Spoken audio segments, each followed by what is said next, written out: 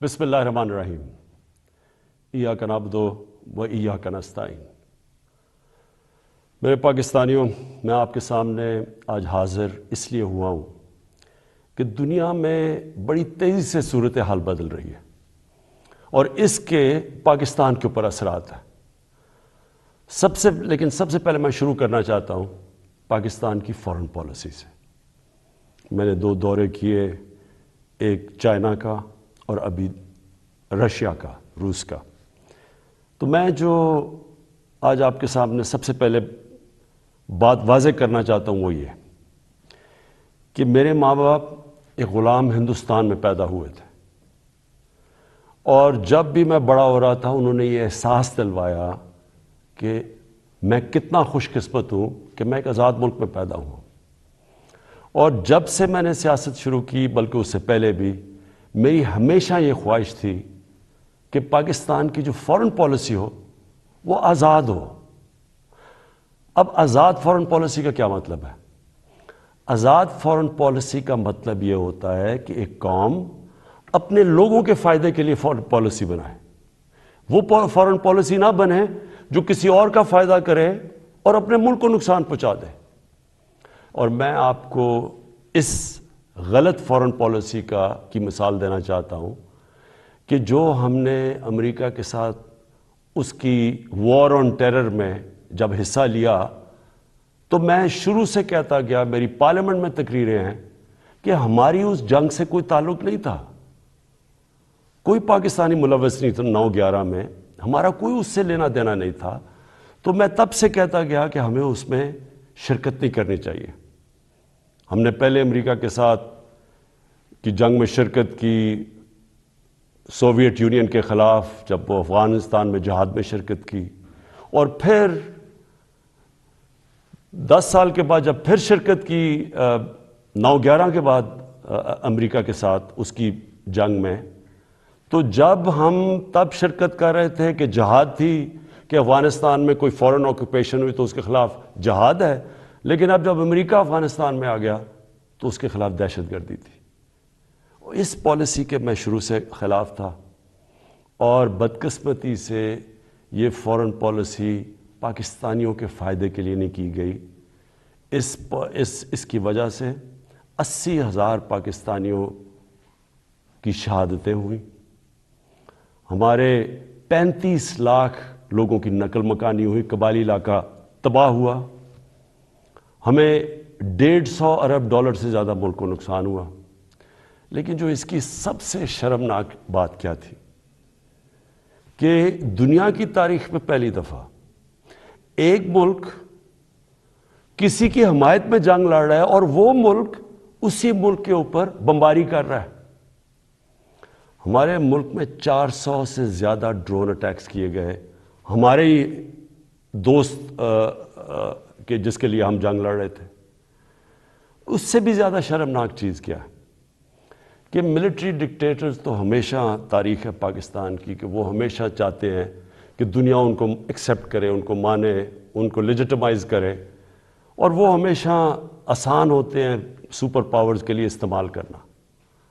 لیکن جنرل مشرف کے دور میں تو صرف 10 ڈرون اٹیکس ہوئے، لیکن جو 2 ڈیموکریٹک لیڈرز آئے، آصف زرداری اور نواز شریف، 10 سال، ان کے 10 سال میں 400 ڈرون اٹیکس ہوئے۔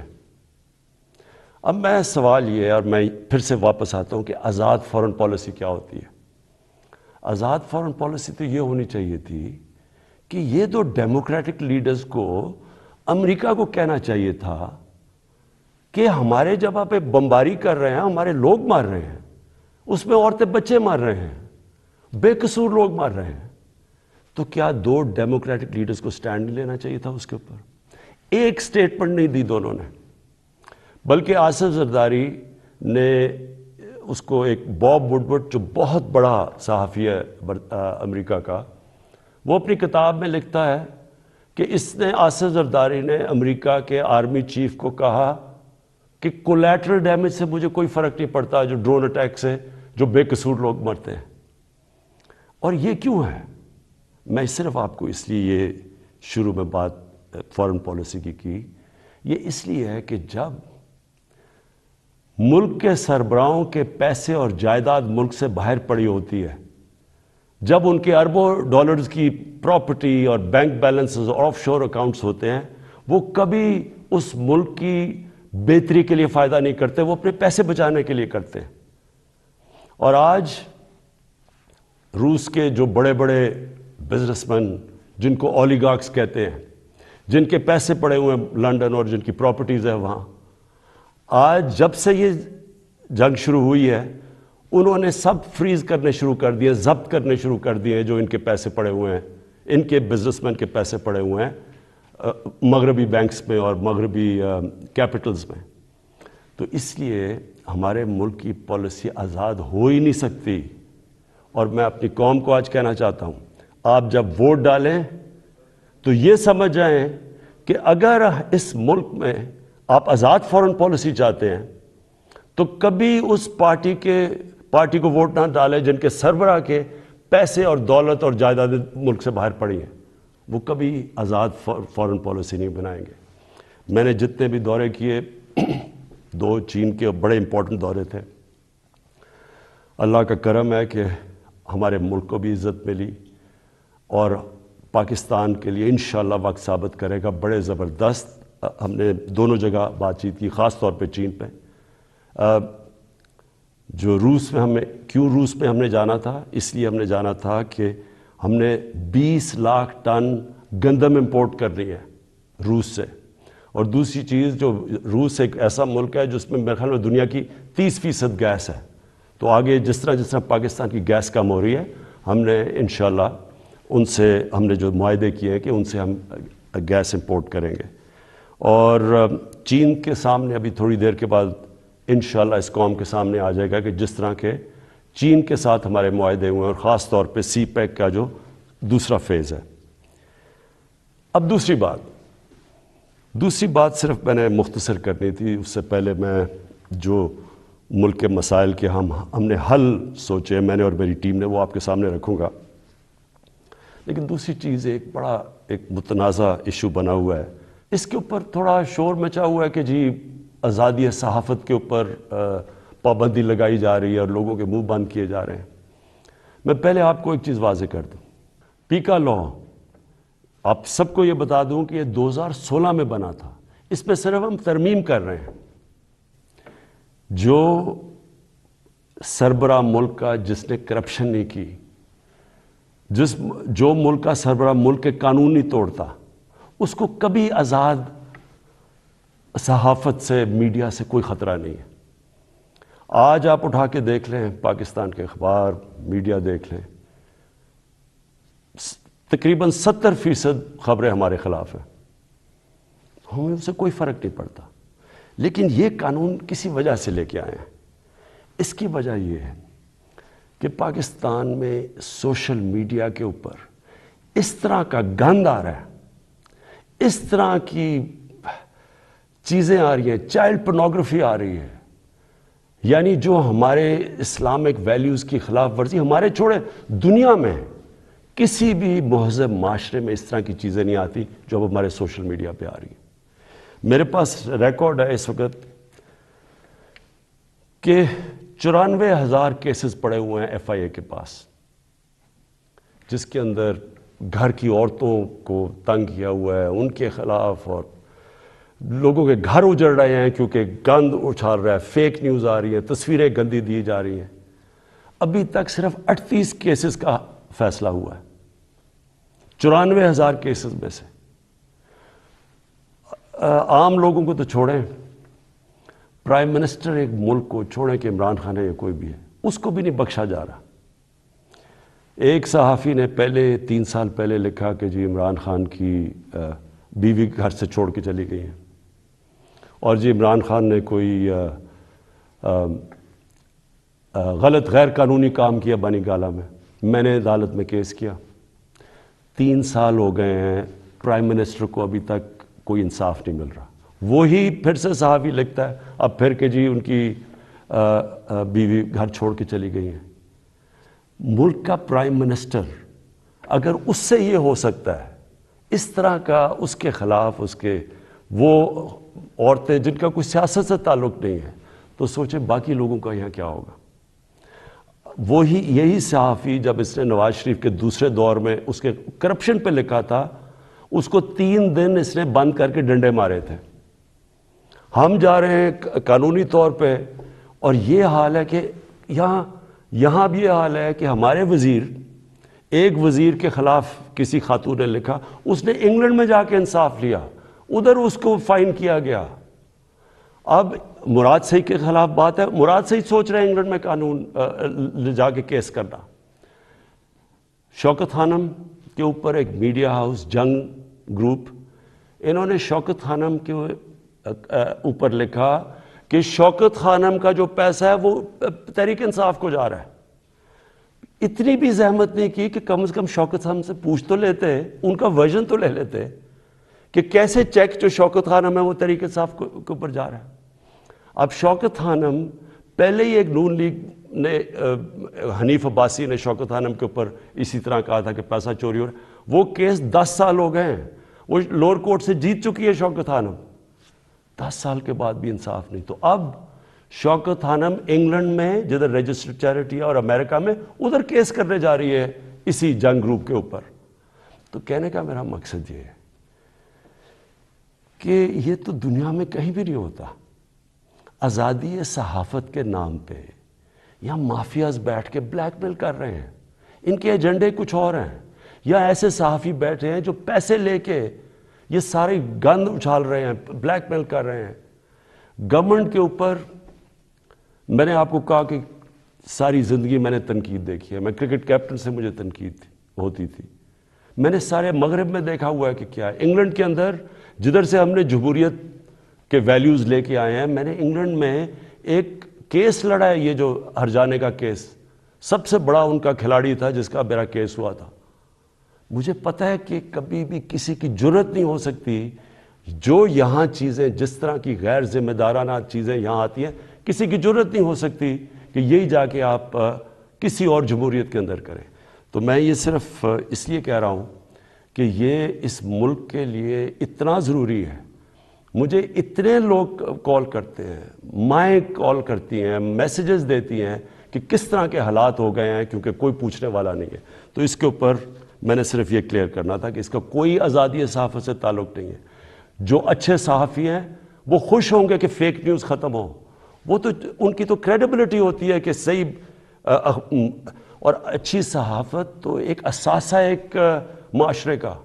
ان کی جو تنقید ہوتی ہے وہ ہمارے پرائم منسٹر وزیروں کو آگاہ رکھتی ہے کہ ہم نے کیا کرنا ہے, ہم کیا غلطیاں کر رہے ہیں. لیکن یہ بلیک میل کرنا, گند اچھالنا, گھر کی عورتوں کو اس طرح کی چیزیں کہنی, پرائم منسٹر, ملک کا پرائم منسٹر, اب یہ 3 مین اخبار ہیں یہاں. میں نومینیٹ کرتا ہوں آزاد کشمیر کا پرائم منسٹر جب ہماری پارٹی الیکشن جیتتی ہے. 3 مین اخباروں کے فرنٹ پیج پہ آتا ہے کہ جی وہ جادو ٹونے سے یا پتہ نہیں ستارے دیکھ کے اس کو آزاد کشمیر کے پرائم منسٹر کو سلیکٹ کیا گیا. یہی چیز کہیں بھی انگلینڈ اور مغرب کے اخباروں میں کرتی ہے. میں آپ کو یقین دلاتا ہوں کہ ان کے اوپر اتنا بڑا ہرجانہ ہونا تھا کہ ان کی شاید اخبار ہی بند ہو جاتے. اب میں دوسری چیز پہ آنا چاہتا ہوں, کیونکہ میں آپ کو یہ بتانا چاہتا ہوں کہ ہم اب ہمارے جو حالات ہیں ان کے اوپر ہم نے اب کیا بڑی محنت کر کے ہم نے کیا تجویزیں سوچی ہوئی ہیں. تو سب سے پہلے کہ میں آپ کو صرف یہ یاد کرانا چاہتا ہوں, اور یہ ضروری ہے یاد کرنا, کیونکہ اگر تو مجھے سوئٹزرلینڈ کی اکانومی ملی ہوتی تو بڑا اچھا ہوتا. آج اسی پر بتاتے کہ وہ حالات تب یہ تھے تو اب آپ نے کیا کیا ہے.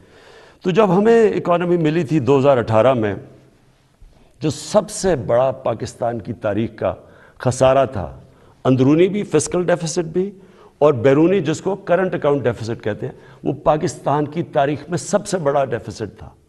ہمارے جو فورن ایکسچینج ریزروز تھے وہ مشکل سے 3 ہفتے کی بھی امپورٹس کے لیے کافی نہیں تھے. ہماری کئی باہر کی لائبلٹیز جو تھی ہم پیسے نہیں دے سکتے تھے. وہ پاکستان ملا تھا. اور اس کے بعد اتنے مشکل وقت سے نکلتے ہوئے اس کے بعد ہم کرونا آ گیا. اب کرونا کا میں صرف آپ کو یہ بتا دوں کہ یہ 100 سال میں ایک دفعہ اتنا بڑا کرائسس آتا ہے جو کرونا آیا. دنیا میں آپ دیکھ لیں کہ حالات کیا ہوئے. اچھی بھلی اکانومیز اجڑ گئیں. برطانیہ، ہندوستان جو بڑی تیزی سے آگے جا رہا تھا اس کی مائنسز میں گروتھ ریٹ چلی گئی. تو اس پہلے ہی مشکل حالات تھے. ہماری جو گروتھ ریٹ تھی وہ 0.2% بھی نہیں تھی. تو پہلے ہی برے حالات تھے، اوپر سے کرونا آ گیا. تو اس کرونا کے وبا سے جس طرح پاکستان نے ڈیل کیا اور کرتا آیا وہ میں ابھی بعد میں بتاؤں گا. لیکن اس کے بعد دو اور چیزیں ہو گئیں. جب کیونکہ پہلے تو کرونا آ کے لاک ڈاؤنز ہو گئے، اس کے اپنے مسئلے آئے. اس کے بعد جب لاک ڈاؤنز اٹھنے شروع ہوئے تو سپلائی لائنز افیکٹ ہوئی تھی. اس سے ایک کموڈٹی سپر سائیکل کہتے ہیں، یعنی جو کموڈٹیز تھیں وہ تاریخی مہنگی ہو گئی. اس سے کیا ہوا کہ دنیا کے اندر مہنگائی آ گئی، انفلیشن آ گئی. تو میں صرف آپ کے سامنے رکھنا چاہتا ہوں کہ اب میں صرف یہ اس لیے بتا رہا ہوں کہ ہم کوئی دنیا سے علیحدہ تو نہیں ہے نا. کئی چیزیں ہیں جن کو ہم امپورٹ کرتے ہیں. تیل ہے، گھی ہے، 70% امپورٹ کرتے ہیں. دالیں امپورٹ کرتے ہیں 70%. یہ ساری جتنی چیزیں تھیں، اور بجلی جو ہماری ہے وہ اگر آپ 60% جو بجلی ہے وہ امپورٹڈ فیول سے بنتی ہے، یعنی یا کوئلے پہ یا گیس پہ اور یا پھر تیل پہ. تو سب مہنگی ہو گئی. لیکن میں پہلے آپ کو بتانا چاہتا ہوں کہ جو ہمارے سے بڑے مضبوط ملک تھے ان کے کیا حالات ہوئے. سب سے پہلے امریکہ کی سب سے تکڑی اکانومی سمجھی جاتی ہے. 40 سال میں سب سے زیادہ مہنگائی امریکہ میں ہوئی. 5 گنا زیادہ وہاں مہنگائی ہوئی. یعنی امریکہ کے اندر 1.5% سے زیادہ چیزیں مہنگی نہیں ہوتی. یہ 10 سال تک اتنی رہتی ہے مہنگائی، 1.5%. وہاں مہنگائی پہنچ گئی 7.5% پہ. اس کے بعد کینیڈا، جو بڑا یہاں سے کتنا پیسہ خرچ کر کے لوگ کینیڈا جاتے ہیں اور کینیڈا کے شہری بنتے ہیں، 30 سال میں سب سے زیادہ مہنگائی کینیڈا میں آئی. اس کے بعد برطانیہ 30 سال میں 1992 کے بعد سب سے زیادہ مہنگائی وہاں آئی. ترکی میں 20 سال میں سب سے زیادہ مہنگائی آئی. اور میں صرف کیونکہ ہمیں سب سے زیادہ شور مچایا جاتا ہے کہ جی بڑی مہنگائی آ گئی، ہمیں گورنمنٹ کو ہٹا دو کیونکہ اتنی مہنگائی آ گئی. اب یہ میں نے جو آپ کے سامنے یہ فگرز رکھ رہا ہوں، یہ ذرا آپ کیونکہ سارے آپ چیک کر سکتے ہیں. آپ تو بڑا یہ زمانہ بدل گیا ہے، موبائل فون آپ کی جیب میں ہے. گوگل کریں کہ یہ میں ٹھیک کہہ رہا ہوں یا نہیں کہہ رہا، تو آپ کو پتہ چل جائے گا. اب ذرا یہ سنیں، پیپلز پارٹی کی پہلے دور میں 71 سے لے کے 77 تک 13.9% اوسط مہنگائی ہوئی اس دور میں.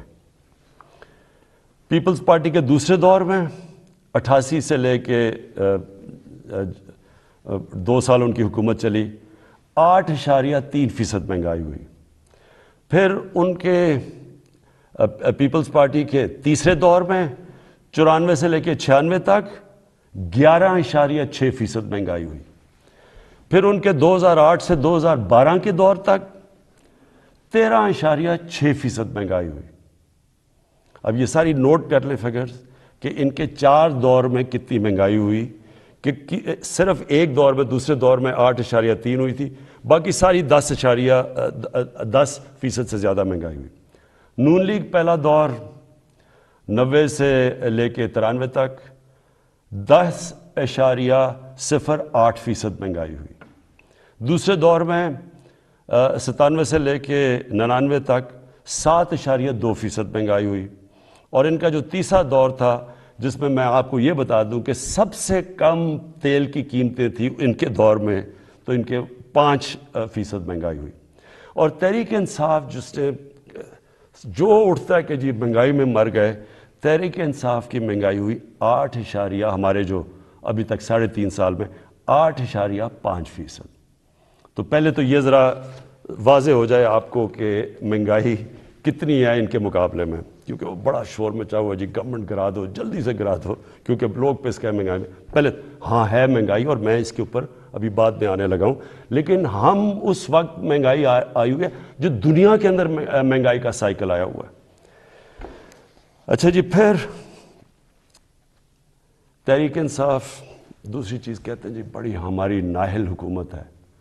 تو میں صرف اب آپ کو صرف جو انٹرنیشنلی مانا گیا کہ تحریک انصاف نے کس طرح یہ سارے چیزوں کا مقابلہ کیا، اب میں صرف انٹرنیشنل اکنالجمنٹ بتا رہا ہوں کہ دنیا نے تحریک انصاف جو اس وبا میں جو 100 سال میں ایک دفعہ اتنا بڑا بحران آتا ہے تو دنیا کیا کہتی ہے. سب سے پہلے اکانومسٹ میگزین جو دنیا میں ساری دنیا کی اکانومیز کا جائزہ لیتی ہے، وہ کہتی ہے کہ 3 سالوں کے اندر جو یہ کرونا کا دور ہے، جو ملک ٹاپ 3 میں 190 ملکوں میں جو سب سے اوپر، جس نے سب سے بہتر طریقے سے اپنی معیشت بھی بچائی اور اپنے لوگوں کو بچایا، ان 3 میں پاکستان ہے. ورلڈ بینک نے تعریف کی، ورلڈ اکنامک فورم نے تعریف کی، ورلڈ ہیلتھ آرگنائزیشن نے خود مثال دی پاکستان کی کہ جس طرح انہوں نے اس چیلنج کا مقابلہ کیا.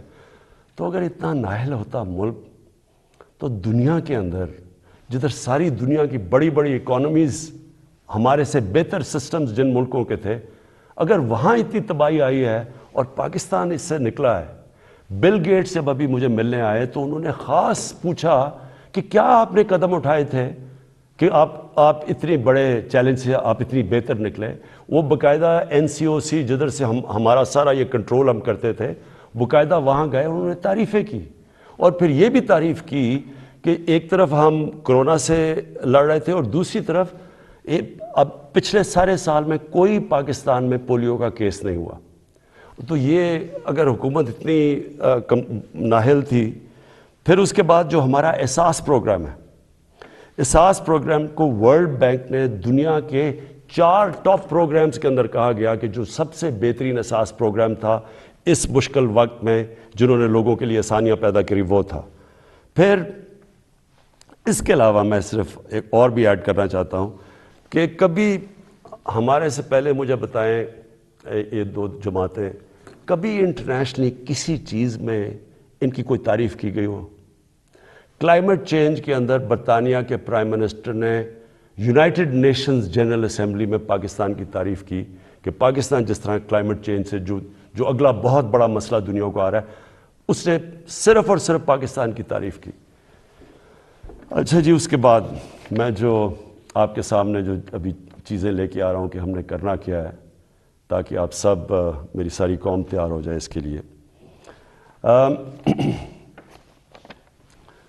اب اس سچویشن کے اندر اب میں ذرا آپ کو بتاؤں کہ ایک طرف اکانومی کا برا حال تھا، پھر اوپر سے کرونا آ گئی، پھر وہ ایک دنیا کے اندر قیمتیں چڑھ گئیں، اور پھر افغانستان کا کرائسس آ گیا. افغانستان میں کیا ہوا تھا؟ افغانستان میں لوگوں نے پینک کر کے ڈالر خریدنے شروع کر دیے. ڈالر آ کے انہوں نے پاکستان سے خریدے کیونکہ وہاں لوگوں کو انسرٹنٹی تھی. اس سے پریشر پڑ گیا ہمارے روپے کے اوپر. اور اس کے بعد وہ بھی میں بعد میں ہوں کہ اب یوکرین آ گیا، لیکن اس سے پہلے اب سوچیں کہ اس ساری چیز میں پاکستان نے اس مشکل وقت میں پاکستان کی جو اکانومی تھی، جو ہماری دولت میں اضافہ ہوا، جو گروتھ ریٹ تھی، اور وہ ورلڈ بینک ویریفائی کر رہا ہے، وہ 5.6% تھی. 5.6% نون لیگ کے آخری سال میں تھی، جب انہوں نے خسارہ کر کے، قرضے لے کے اور بڑے خسارے کر کے، جب انہوں نے جو ان کی بیسٹ 5ویں سال میں تھی، وہ تیسرے سال میں تحریک انصاف کے 5.6% تھی. یہ ہم نہیں کہہ رہے، یہ ورلڈ بینک نے ویریفائی کی ہے. اس کے علاوہ کیا ہوا؟ پاکستان کی دولتوں میں یہ کیسے اتنی زیادہ ہماری گروتھ ریٹ بنی؟ پاکستان کی تاریخ میں سب سے زیادہ ریمیٹنسز بیرون ملک پاکستانیوں نے بھیجی، 31 ارب ڈالر. یہ تقریباً 10 ارب ڈالر زیادہ تھی جو کہ ہمارے سے پہلے ریمیٹنس بھیجتے تھے. پاکستان کی تاریخ کی سب سے زیادہ ایکسپورٹس کی گئی. پچھلے 5 سال میں جو پچھلا نون لیگ کا دور تھا، ایکسپورٹس وہیں کی وہیں تھی. میں آپ کے سامنے ایک یہ رکھتا ہوں، یہ میں چاہتا ہوں کہ یہ ذرا آپ گراف دیکھ لیں. اس گراف میں آپ کو یہ نظر آئے گا کہ 2000 سے گراف ہے اور 2020 تک. اس گراف کے اندر آپ دیکھیں گے کہ یہ روانڈا اسی دور میں کدھر سے کدھر چلا گیا، ویتنام اس دور میں کدھر سے کدھر چلا گیا، چائنا اس کدھر گیا، ہندوستان کدھر گیا، بنگلہ دیش کدھر گیا، اور پاکستان سب سے نیچے. یعنی ہماری ایکسپورٹس بڑھی نہیں، اور جب تک ایکسپورٹس نہ بڑھے ہیں وہ ملک آگے بڑھ ہی نہیں سکتا. تو ہم نے، مجھے اور فخر ہے اس چیز پہ کہ 38 ارب ڈالر کی پاکستان کی تاریخ میں سب سے زیادہ ہم نے ایکسپورٹس کی، ان سارے چیلنجز کے باوجود. پھر ہماری جو ٹیکس کلیکشن ہے، کوئی سوچ بھی نہیں سکتا تھا کہ جب لاک ڈاؤنز ہوئے ہوں اور اکانومی سلو ہوئی ہو، اس دور میں پاکستان کی جو ٹیکس کلیکشن ہے وہ 6000 ارب روپے سے زیادہ ہوئی. ریکارڈ ہے پاکستان کی تاریخ میں. اور یہ گروتھ تھی 31% ہماری ٹیکس کلیکشن کی گروتھ ہوئی. اور پھر سے میں ریپیٹ کرتا ہوں، یہ ساری جتنے بھی میں اعداد و شمار آپ کو دے رہا ہوں اپنے موبائل فون کے اوپر، یہ سب چیک کر سکتے ہیں. پھر جو 4 بڑی پاکستان کی فصلیں تھیں، گندم، چاول، شوگر، گنا اور مکئی، پاکستان کی تاریخ میں سب سے زیادہ ان کی پروڈکشن ہی نہیں ہوئی ان 4 کی، کیونکہ ہم نے پیکج دیے ہوا تھا اپنے کسانوں کو. قیمت بھی سب سے زیادہ ملی. تو صرف کسانوں کے پاس پہلی دفعہ 1100 ارب روپیہ اضافی پیسہ گیا کسانوں کے پاس. اور یہ اس سے کیا ہوا؟ کسانوں کے پاس جب پیسہ زیادہ گیا، ہم نے پہلے یہ شوگر ملز والے ان کو پیسے ٹائم پہ نہیں دیتے تھے، ان کی کٹوتی کر دیتے تھے، ان کو پیسے کم ملتے تھے، لائنیں لگی ہوتی تھیں ان کی، یعنی شوگر ملز کے باہر کسانوں کی. کیونکہ ہم نے قانون پاس کیے اور ہم نے ان کو صحیح پیسہ دلوایا، ان کو قیمت ملی، ٹائم پہ ملی، انہوں نے اپنی پیسہ لگایا زمین پہ. اس کی وجہ سے یہ پاکستان کی تاریخ میں اور بھی ہم نے قدم اٹھائے، کسان کارڈ ہے، لیکن اس کی وجہ سے ہماری اتنی زیادہ ریکارڈ پروڈکشن ہوئی. پھر ہماری جو لارج اسکیل مینوفیکچرنگ انڈسٹری تھی ان کو ہم نے انسینٹیوز دیے، 7.4% ادھر ہوئی. ہماری جو ٹاپ پاکستان کی 100 کمپنیز تھیں، انہوں نے 930 ارب روپے کا پروفٹ جو ریکارڈ کمایا. اس سے کبھی اتنا زیادہ پروفٹ ہی انہوں نے کمایا. اور میں چاہتا ہوں کہ یہاں لوگ بڑے بڑے منافع کریں تاکہ اور انویسٹرز آئیں، تاکہ اور خوشحالی آئے، تاکہ اور ملک کی دولت میں اضافہ ہو. پاکستان کا جو پرائیویٹ سیکٹر ہے اس کی کریڈٹ، یعنی انہوں نے جو قرضے لیے ہیں وہ پاکستان کی تاریخ میں سب سے زیادہ لیے، 1400 ارب روپیہ. اس کے بعد پاکستان کی جو ٹریکٹر سیل تھی یہ ریکارڈ ہوئی، 20% پچھلے سال سے زیادہ ٹریکٹرز بکے. ٹرکس 81% ٹرکس اور بسز زیادہ بکی پاکستان میں. ٹیکسٹائل کی ایکسپورٹ پاکستان کی تاریخ میں سب سے زیادہ ہوئی، 16 ارب ڈالر، اور ہماری مین ایکسپورٹ ہی ٹیکسٹائل ہے. تیل کی کنزمپشن، یعنی ہمارا جو تیل 15% بڑھ گئی پاکستان میں تیل کی کنزمپشن. کیوں؟ کیونکہ ایکٹیویٹی بڑھ گئی، بزنس ایکٹیویٹی بڑھ گئی. کنسٹرکشن سیکٹر کے اندر، کیونکہ ہم نے کنسٹرکشن سیکٹر کو اٹھایا تھا سب سے پہلے، اس میں 1500 ارب روپیہ کنسٹرکشن سیکٹر کے اندر گیا. اور جس کی وجہ سے آپ نے دیکھا کہ جو ہمارے روزگار، لوگوں کا روزگار بھی بڑھا. اور پھر جو ہمارا فورن ایکسچینج تھا، جو ہمیں سب سے کم فورن ایکسچینج ریزروز رہ گئے تھے، ہمارے 23.2 ارب ڈالر کے فورن ایکسچینج ریزرو، تقریباً پاکستان کی تاریخ میں سب سے زیادہ ہمارے فورن ایکسچینج ریزروز ہیں. لیکن ہم نے یہ فیصلہ کیا، میرے پاکستانیوں، ہم نے یہ فیصلہ کیا کہ ہم یہ سمجھ رہے تھے کہ یہ جو ایک دم قیمتیں اوپر گئی ہیں تیل کی اور کموڈٹیز کی دنیا کے اندر، تو ہم یہ سمجھ رہے تھے کہ اب نیچے آنی شروع ہو جائیں گی. لیکن جو یوکرین کے اندر ہو رہا ہے اور یہ جو جنگ ہوئی ہے، تو اب مجھے خوف ہے کہ یہ، اور ہم نے آپس میں ڈسکس کیا کہ ابھی قیمتیں باہر نیچے نہیں آئیں گی. کیونکہ یہ سب کو پتہ ہے کہ جیسی یہ ہوتی ہے جنگ تو تیل کی قیمت بھی اوپر، اور پھر 30% دنیا کی گیس وہاں سے آتی ہے، گیس کی بھی قیمت اور اوپر چلی جائے گی. اور گندم، ہم نے جو روس کو کہا ہوا کہ ہمیں 20 لاکھ گندم چاہیے، تو گندم کی ابھی قیمت اوپر چلی گئی ہے. تو ہم نے ایک فیصلہ کیا، ہم نے یہ فیصلہ کیا کہ ہم اس ملک میں جو سب سے بڑا مسئلہ ہے اس وقت وہ ہے تیل کا، پیٹرول اور ڈیزل کا. اور ان کی اگر قیمتیں اور اوپر چلی گئیں تو لوگوں کے اوپر اور بوجھ پڑ جائے گا. لیکن میں آج آپ کو یہ بتا دوں کہ پاکستان میں جو آج بھی پٹرول اور ڈیزل کی قیمتیں ہیں، یہ نوٹ کر لیں. جب اپوزیشن والے یہ کہتے ہیں کہ جی وہ ہو بڑا مہنگا ہو گیا پٹرول اور ڈیزل، کب مجھے ذرا یہ بتائیں کہ وہ ان کے پاس اس کا کیا حال ہے؟ ہمیں باہر سے امپورٹ کرنا پڑتا ہے، تیل اوپر چلا جائے ہم اس کے بعد کیا کریں؟ یعنی اگر ان کے پاس کوئی حل ہے تو ہمیں بتا دیں، کیونکہ اس وقت بھی پاکستان دنیا کے 190 ملکوں میں سے 25ویں نمبر پہ ہے جدھر ابھی بھی ہمارا تیل اور پٹرول اور ڈیزل سب سے کم بک رہا ہے. میں آپ کو ذرا بتا دوں کہ ترکی میں اس وقت ہمارا پاکستان میں 160 روپے لیٹر ہے، ہندوستان میں 260 روپے لیٹر ہے، بنگلہ دیش میں 185 روپے لیٹر ہے، ترکی میں 200 روپے لیٹر ہے. اور اگر ہم 70 ارب روپے کی ہر مہینے سبسڈی دیتے ہیں، یعنی گورنمنٹ سبسڈائز کرتی ہے، اگر ہم یہ نہ کریں 70 ارب روپے کا، تو آج پاکستان کے اندر پٹرول ہو 220 روپے لیٹر کا. میرے پاس اوگرا کی سمری آئی، انہوں نے کہا کہ 10 روپے زیادہ آپ کو 1 لیٹر پٹرول اور ڈیزل بڑھانا پڑے گا کیونکہ دنیا میں تیل مہنگا ہو چکا ہے. تو میں آج آپ کے سامنے بڑی خوشخبری یہ سنانا چاہتا ہوں کہ بجائے 10 روپے بڑھانے کے ہم نے فیصلہ کیا ہے کہ 10 روپے پٹرول اور ڈیزل کو آج ہم کم کر رہے ہیں. اب پھر سے میں آپ کو بتاؤں کہ بجلی 60% امپورٹڈ فیول سے بنتی ہے، جو میں آپ کو پہلے بتا چکا ہوں. جیسے باہر گیس مہنگی ہوتی ہے، کوئلہ مہنگا ہوتا ہے، تیل مہنگا ہوتا ہے، تو یہاں ہمارا جس کو کہتے ہیں فیول ایڈجسٹمنٹ چارج وہ بن جاتا ہے، ہماری بھی چیزیں اوپر چلی جاتی ہیں.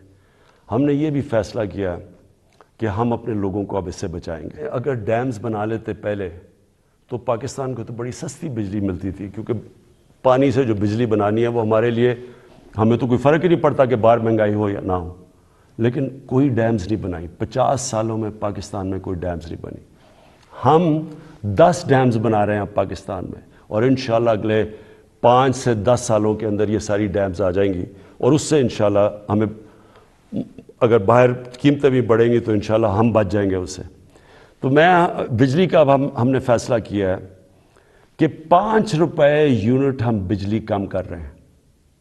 5 روپے یونٹ بجلی کم کرنے کا مطلب کہ 20% سے 50% آپ کے بجلی کے بل کم ہوں گے. اور یہ بھی ہم اس کے لیے سبسڈی اور بڑی محنت سے اور جگہ سے ہم نے سبسڈی نکالی ہے. اور میں یہ کیونکہ سب سے بڑا مسئلہ لوگوں کو ہوتا ہے بجلی اور پٹرول اور ڈیزل، اس کی وجہ سے ساری چیزیں مہنگی ہو جاتی ہیں. تو ہم نے یہ فیصلہ کیا کہ ہم اگلے بجٹ تک ان 2 چیزوں کے اوپر ہم اب کوئی اضافہ بھی نہیں کریں گے، اور اس سے پہلے ہم نے یہ ان کو کم بھی کر دیا. 5 روپے یونٹ بجلی اور 10 روپے بلکہ 20 روپے پورا بنتا ہے پٹرول اور ڈیزل کا. پھر ہم نے احساس پروگرام کیا، جو نچلے طبقے کے اوپر جو ہم 12,000 روپے دیتے تھے، جو 80 لاکھ خاندان کو ہم دیتے ہیں، اس کو ہم نے 12,000 سے 14,000 پہ کر دیا. پھر ہم نے ایک اور کام کیا نوجوانوں کے لیے جو گریجویٹس ہیں، جس نے BA کی ہوئی ہے، جس کے پاس نوکری نہیں ہے. ہم نے فیصلہ کیا کہ ہم ان کو انٹرنشپ دلوائیں گے. 30,000 روپے جو بھی گریجویٹ ہوگا اس کو کہیں انٹرنشپ دلوائیں گے تاکہ ان کو کم از کم کوئی پیسہ ملے.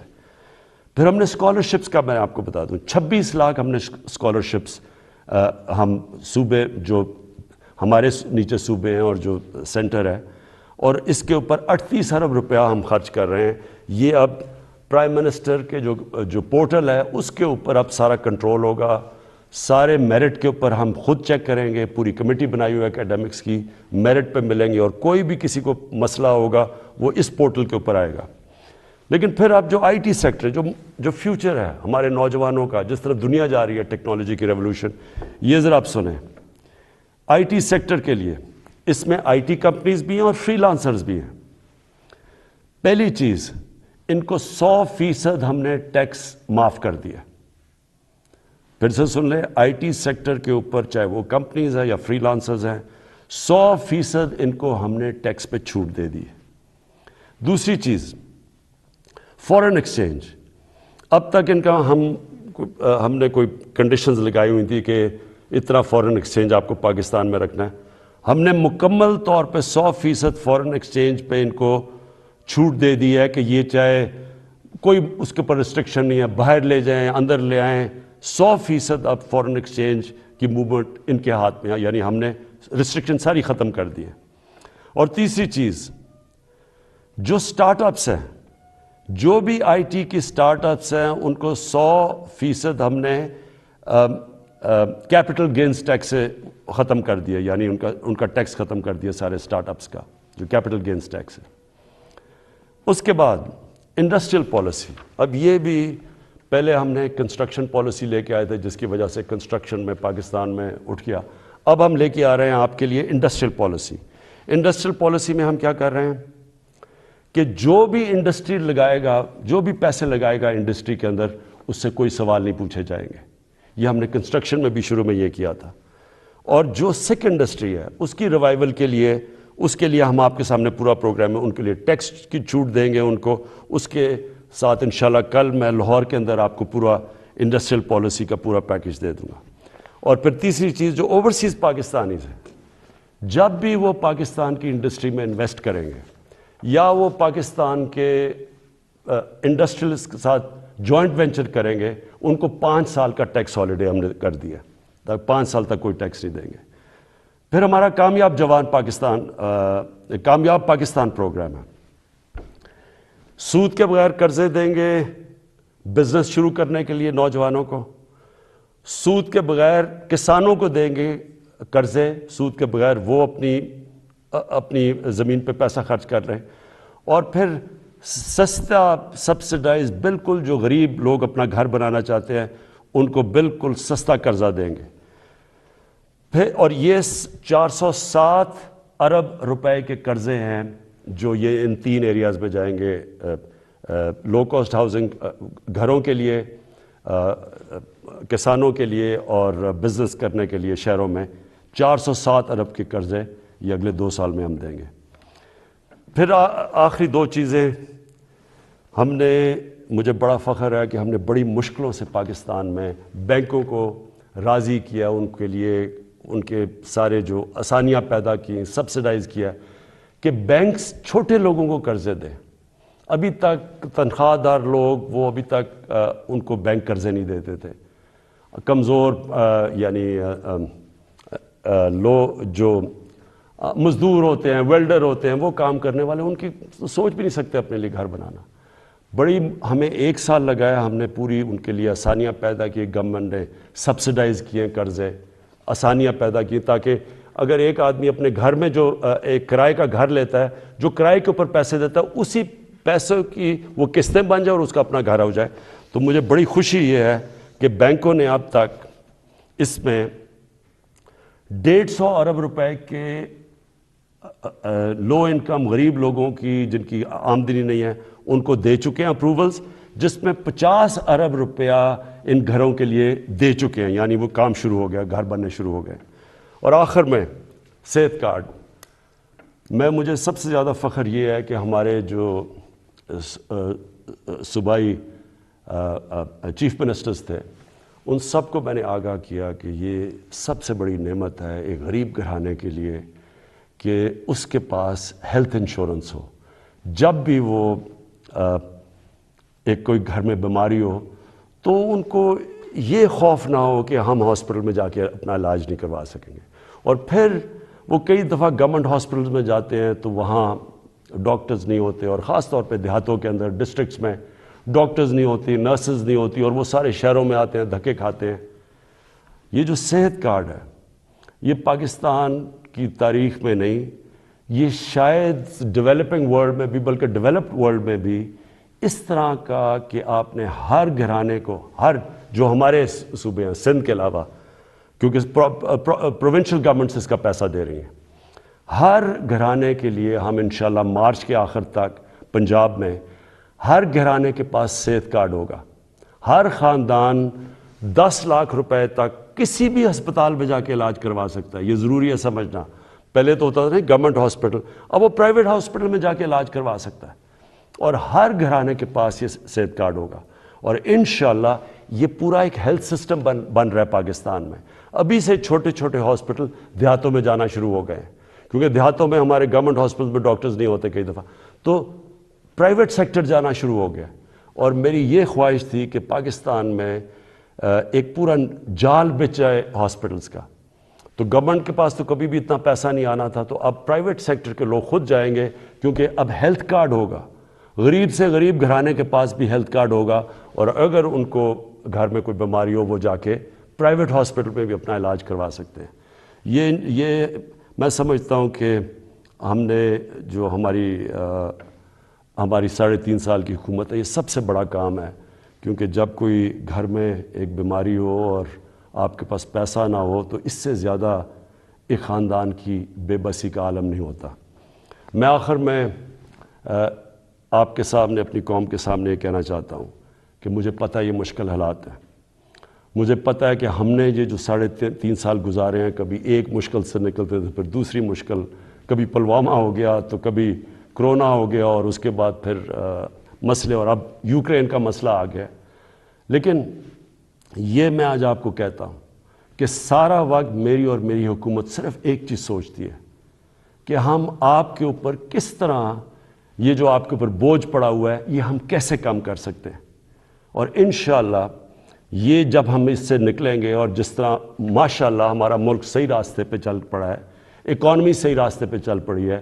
بلومبرگ ویسے میگزین جو کہ دنیا کی اکانومیز کا جائزہ لیتی ہے, اور پھر IMF جس نے ابھی رپورٹ میں کہا ہے کہ پاکستان کی جو گروتھ ہے, جو ان کی دولت میں اضافہ ہے, جو ہوتا جا رہا ہے, وہ اب یہ صحیح راستے پہ, اور یہ سسٹینیبل ہے. یہ بہت بڑی چیز ہے کہ ایک مشکل وقت سے نکل کے آج پاکستان صحیح راستے پہ نکل چکا ہے. پاکستان پائندہ باد.